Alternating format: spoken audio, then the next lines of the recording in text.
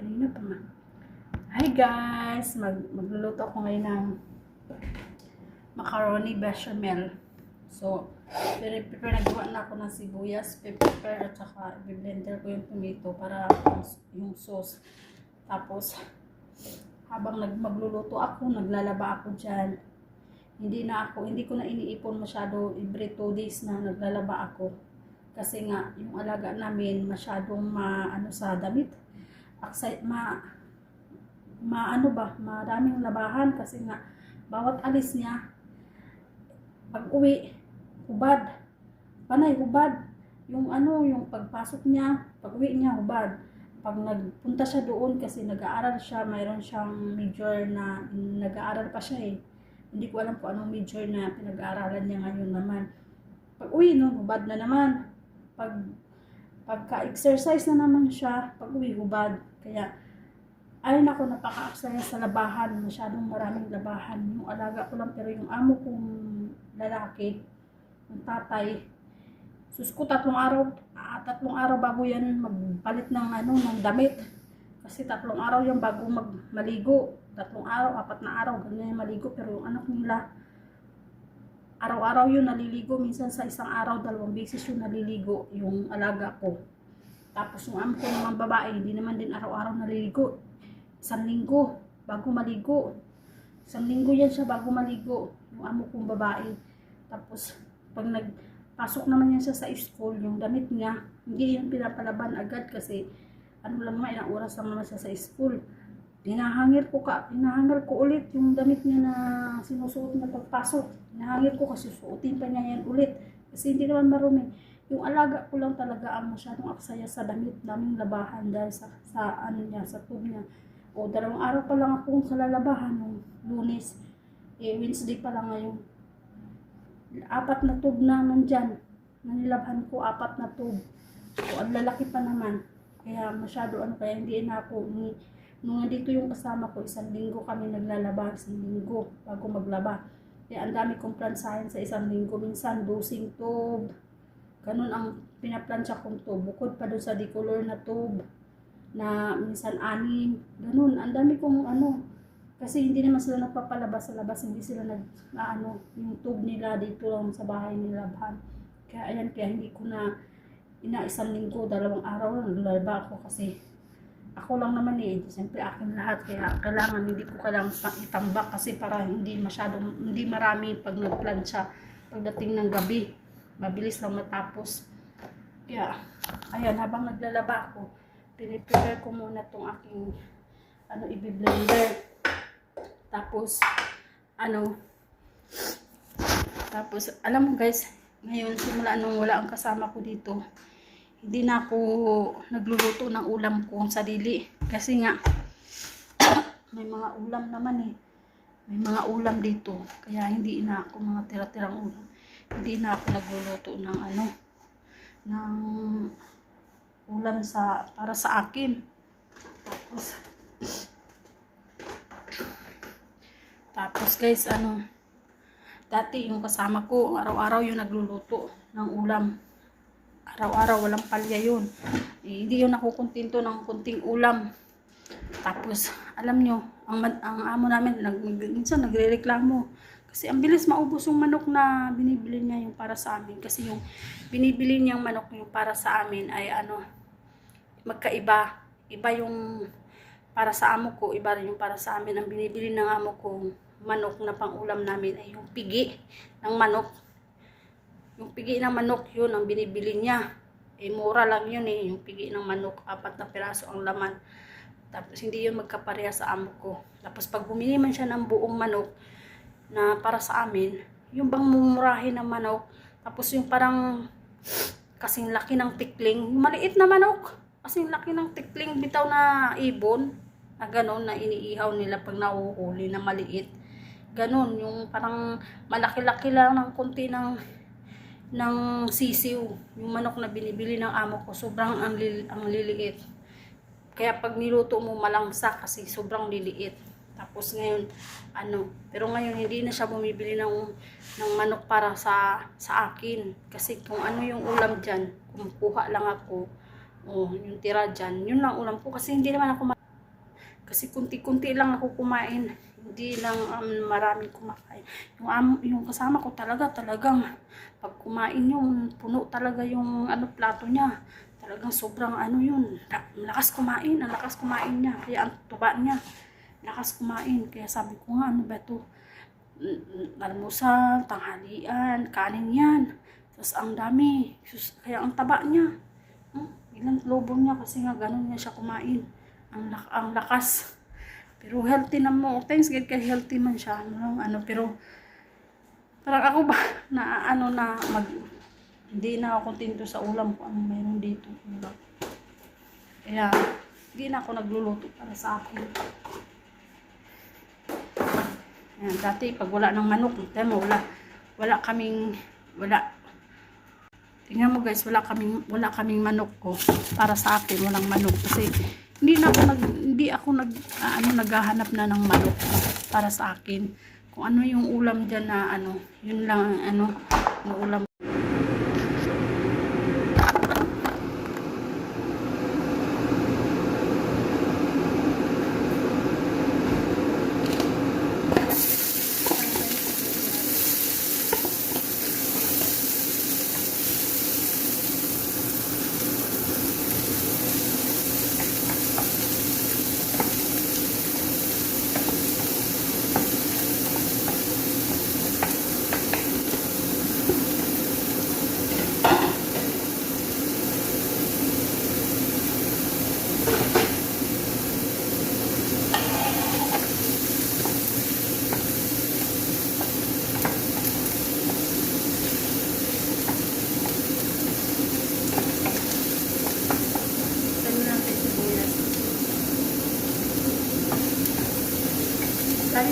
Daming sibuyas kasi gusto ng amo ko maraming sibuyas.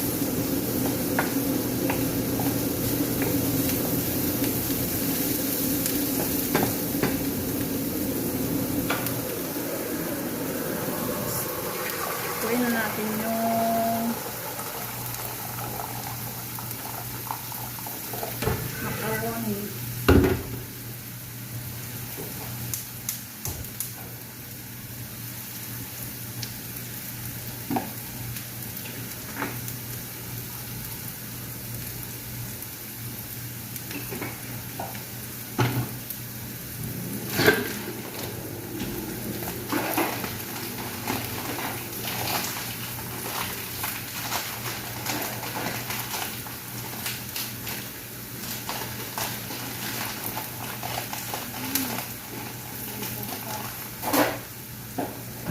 Hatiin lang natin to.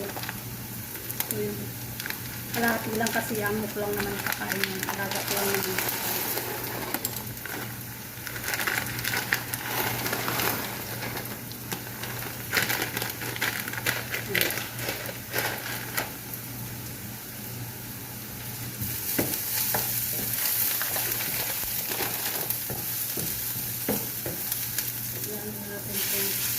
Yung lahat na yung giniling kasi kunti lang pala siya.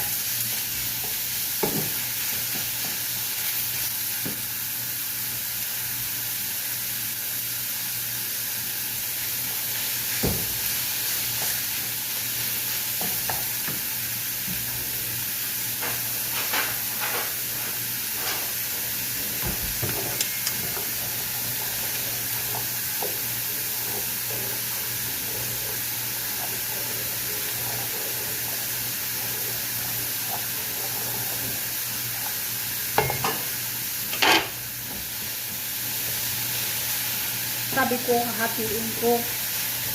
Pero kunti lang. Kasyang-kasya lang sa dyan.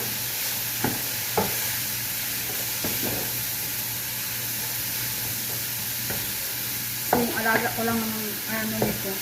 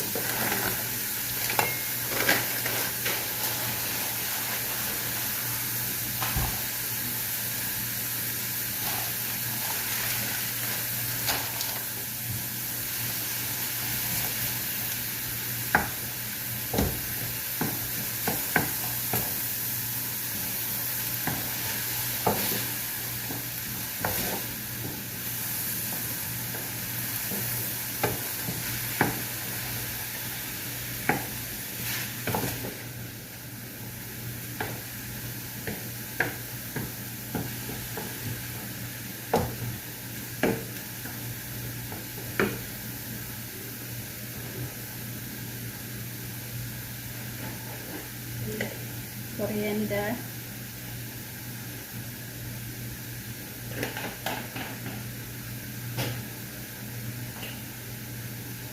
cumin,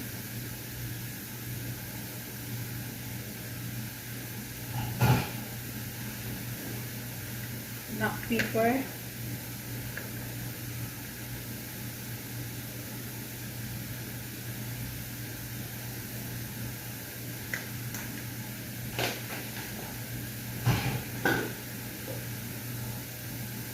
all spicy.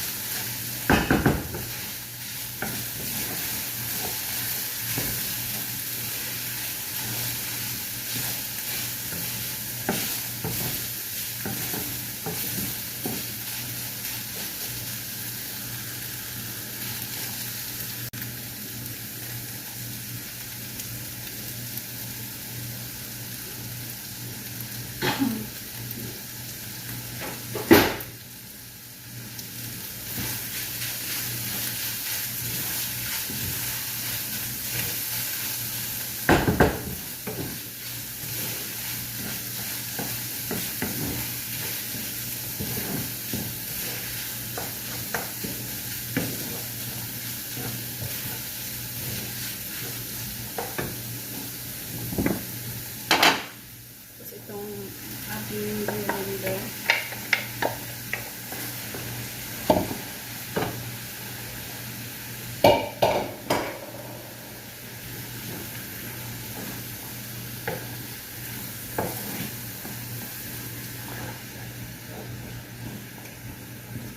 Natin ang magic. Ang pasarap.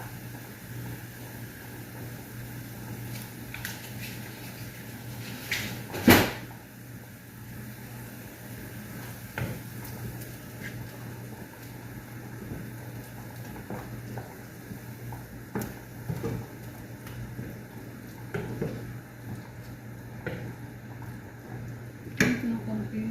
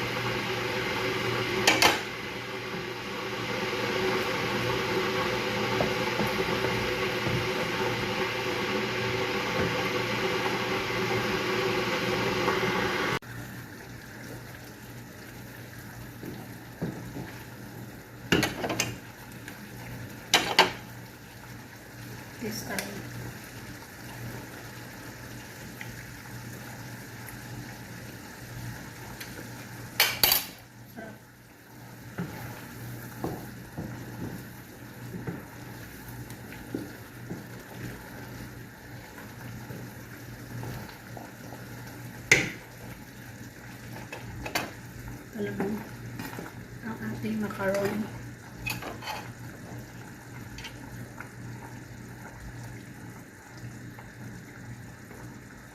Ito na ba?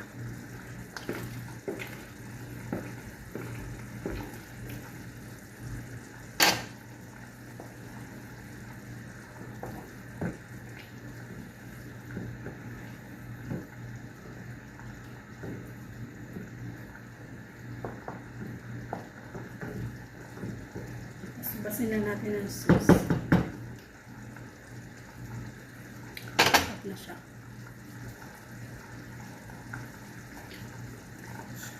Guys, hindi ko na-videohan kanina paggawa ko ng sauce ng bechamel kasi nga nandito yung si madam sa kitchen. Kaya ito tapos na niluto ko na. Ayan na siya guys. Niluto kong bechamel. Hindi ko siya na-videohan kanina paggawa ko ng sauce kasi nga pag-prepare ko nito, andito kasi yung amo kong babae kaya hindi ko na-videohan.